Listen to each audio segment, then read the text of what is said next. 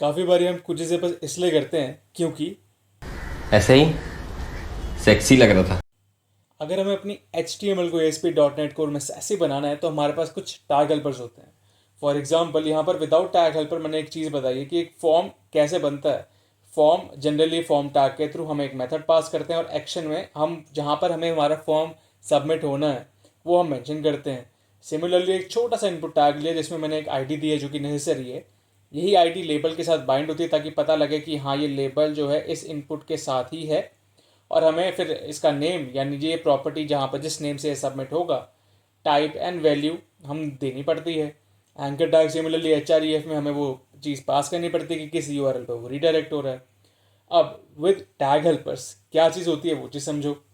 Form में similar चीज़ तो है बट यहाँ पर अब हम इजीली ASP कंट्रोलर कौन से कंट्रोलर के पास चीज़ जानी है प्लस कौन से एक्शन के पास जाके सबमिट होनी है, ये चीज़ें हम इस तरीके से यहाँ लिख सकते हैं।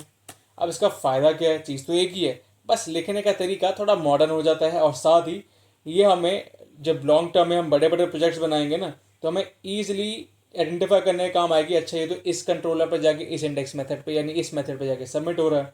सिमिलरली लेबल में आईडी की जगह हम ASP4 यानी मॉडल में बाइंडिंग ईजिली है हमारी। जो हमने मॉडल जो बनाया होगा जो कि यहाँ पर आप देखेंगे इंपोर्ट भी हो रहा है वो मॉडल के साथ ईजिली बाइंड हो जाता है हमारा ASP4 एट्रीब्यूट के साथ। और इनपुट टैग खाली इनपुट ASP4 करने से ही काम चल जाता है, टाइप देने की ज़रूरत नहीं है क्योंकि जो मॉडल की प्रॉपर्टी का टाइप होगा वही यहाँ पर उसके साथ जाके ईजिली बाइंड हो जाएगा।